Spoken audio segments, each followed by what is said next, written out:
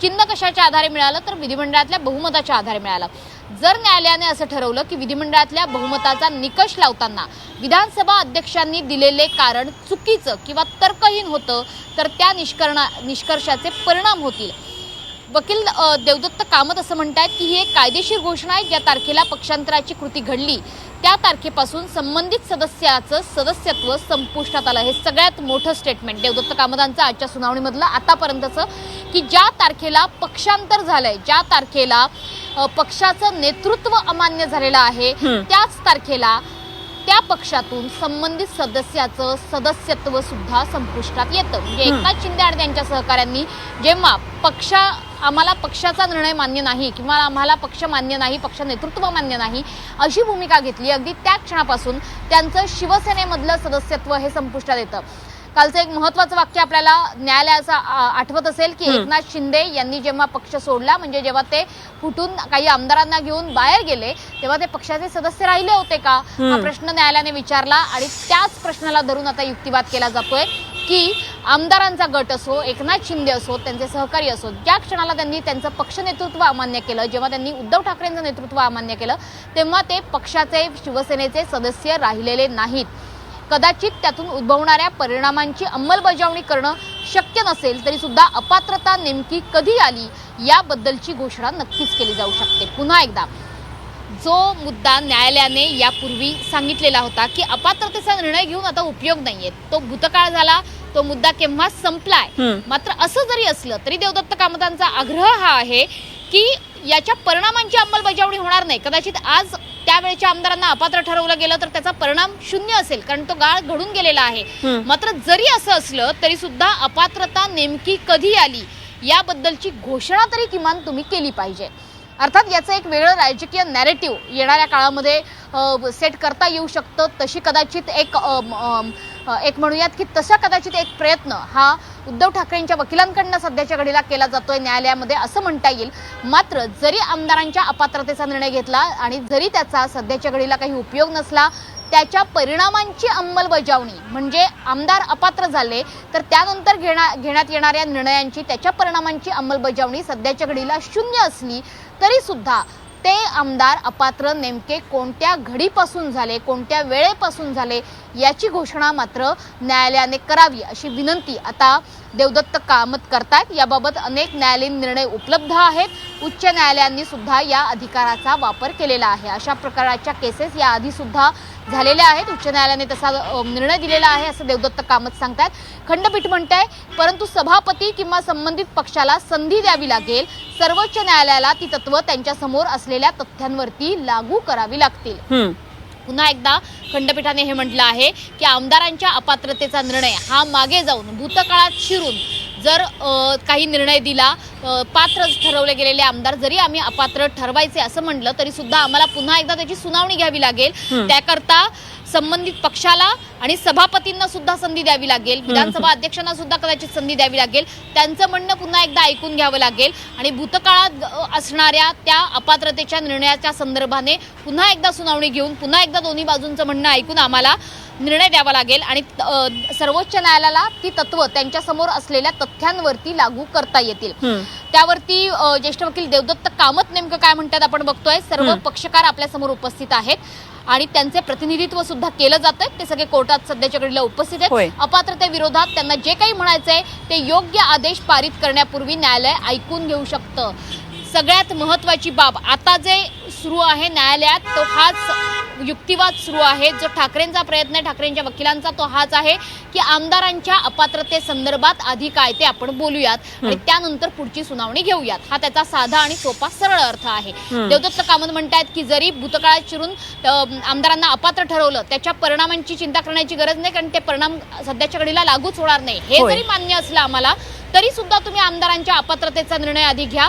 खंडपीठ म्हणते की तसं जर करायचं असेल तर पुन्हा एकदा सभापतींना बोलवावं लागेल, सगळ्या पक्षकारांना बोलवावं लागेल, परत देवदत्त कामत म्हणतात की होय तुम्ही त्या सगळ्यांना बोलवा, सगळेजण इथे उपस्थित आहेत, मात्र आमदारांच्या अपात्रतेवरती आधी आपण बोलूयात आणि त्याच्यानंतर पुढची सुनावणी घेऊयात, यावरती आता देवदत्त कामत हे अडलेले आहेत. आणि सुभाष देसाई प्रकरणात सुद्धा हाच युक्तिवाद आम्ही केला होता. न्यायालयाच्या अपात्रतेचा निर्णय आम्ही घ्यायला सांगितला होता कारण आमचा सभापतींवरचा विश्वास उडालेला होता. जो मुद्दा तुम्ही मगाशी म्हटलेला आहात की सभापतींवरचा आमचा विश्वास उडालेला आहे, त्याच्यामुळे आधी काय ते अपात्रतेच्या संदर्भातला निर्णय घ्या. सर्वोच्च न्यायालय आमदारांना अपात्र ठरवू शकतं असा युक्तिवाद कामत करतायत. एकदा आमदार अपात्र ठरल्यानंतर त्यांचं सदस्यत्व रद्द होतं. विशिष्ट कालावधीत सुनावणी होऊ न शकल्यामुळे त्यांनी पक्षांतर केल्याचा लाभ हा आधीच उपभोगला आहे असं देखील आता कामत म्हणतायत. म्हणजे एकंदरीतच आमदारांना अपात्र करू शकतो का, न्यायालयाच्या या प्रश्नावरती कामत यांनी स्पष्टीकरण सुरू केलेलं आहे. आणि सर्वोच्च न्यायालय आमदारांना अपात्र ठरवू शकतं.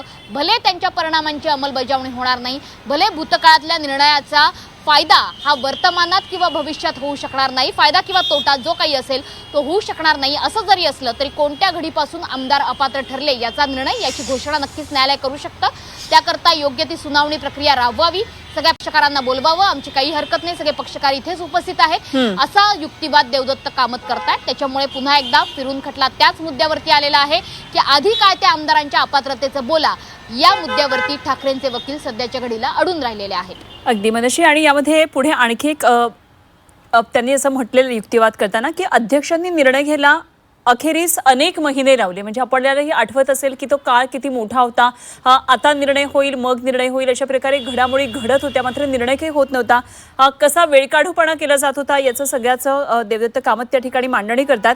आम्हाला दोनदा सर्वोच्च न्यायालयामध्ये जावं लागलं आणि या न्यायालयाला अध्यक्षांना पावलं उचलण्यास भाग पाडावं लागलं आणि अखेरीस जानेवारी 2024 मध्ये निर्णय आला आणि आज सर्व पक्षांचं म्हणणं ऐकून घेतलं गेलं आहे आणि या न्यायालयामध्ये त्यांचे प्रतिनिधित्व आहेत, जे आपण मघाशी सांगितलं की अपात्रतेच्या याचिकांवर त्यांचा बचाव किंवा म्हणणं आपण ऐकून घेऊ शकतात आणि योग्य ते आदेश देऊ शकता असं त्यांनी म्हटलेलं आहे.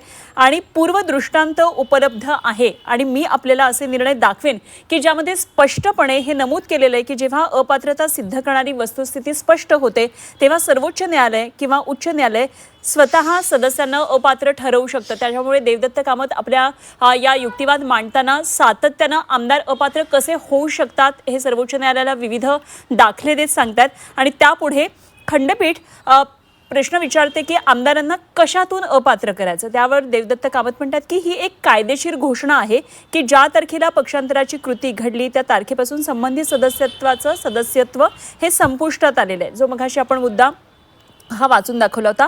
अनेक न्यायालयीन निर्णय हे उपलब्ध आहेत आणि उच्च न्यायालयांनी सुद्धा या अधिकाराचा वापर केलेला आहे. त्यामुळे देवदत्त कामत हे सातत्यानं त्या ठिकाणी अंगुली दर्शन करतात की कसे हे निर्णय झालेले आहेत यापूर्वी अपात्रतेचे.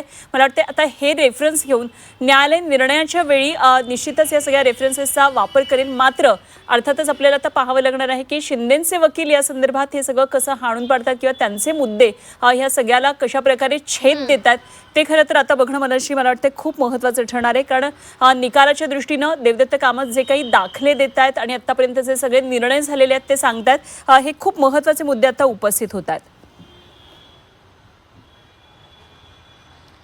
नक्कीच यामध्ये देवदत्त कामत जो युक्तिवाद करतायत तेच म्हणतायत की आधी आमदारांच्या अपात्रतेचा निर्णय काय तो तडीस लागू द्या. ही जी ठाकरेंच्या वकिलांची मागणी आहे ती जर मागणी मान्य झाली तर या खटल्याला पुन्हा एकदा वेगळं वळण मिळेल. कारण आमदारांच्या अपात्रतेचा मुद्दा ठाकरेंचे वकील संलग्न करू पाहतायत चिन्हाच्या संदर्भातल्या मुद्द्याशी. त्याच्यामुळे एक महत्त्वाचा मुद्दा देवदत्त कामत यांनी मांडला की आमदारांच्या अपात्रतेसंदर्भात आमच्यावर कसा अन्याय झालेला आहे, की त्यामध्ये कसा वेळकाढूपणा झालेला आहे ते सांगतायत की सगळ्या पक्षांचं म्हणणं आज ऐकून घेतलं गेलेलं आहे आणि सोबतच या पूर्वीचा पूर्वदृष्टांत उपलब्ध आहे ज्यामध्ये असे काही निर्णय झालेले आहेत आणि ज्यामध्ये त्या निर्णयामध्ये स्पष्टपणे असं नमूद करण्यात आलेलं आहे की जेव्हा अपात्रता सिद्ध करणारी वस्तुस्थिती स्पष्ट होते तेव्हा सर्वोच्च न्यायालय किंवा उच्च न्यायालय स्वतः सदस्यांना अपात्र ठरवू शकतं. त्यामध्ये अशा पद्धतीने आधी काही खटले झालेले आहेत ज्यामध्ये अपात्रता सिद्ध करणारी वस्तुस्थिती ही स्पष्ट झालेली आहे, स्पष्टपणे अपात्रता तिथे सिद्ध होते. त्याच्यामुळे न्यायालय सर्वोच्च किंवा उच्च न्यायालय स्वतः आमदारांना त्या सदस्यांना अपात्र ठरवू शकतं. अध्यक्षांनी निर्णय घ्यायला अनेक महिने लावले होते. जेव्हा हा अपात्रतेचा मुद्दा जेव्हा आपण म्हणूया साध्या भाषेमध्ये गरम होता की जेव्हा आमदार फुटून गेले होते आणि ठाकरेंच्या गटाची मागणी होती की या आमदारांना अपात्र ठरवा, तेव्हा या सदस्यांना अपात्र ठरवण्यासाठी किती वेळ घेतला गेला, तर अनेक महिने लावले गेले या आमदारांना अपात्र किंवा पात्र ठरवण्यासाठी. आम्हाला दोनदा सर्वोच्च न्यायालयात सुद्धा जावं लागलं. या न्यायालयांना अध्यक्षांना आदेश द्यायला भाग पाडलं गेलं की अखेरीस 2024 मध्ये, जानेवारी 2024 मध्ये निर्णय आला.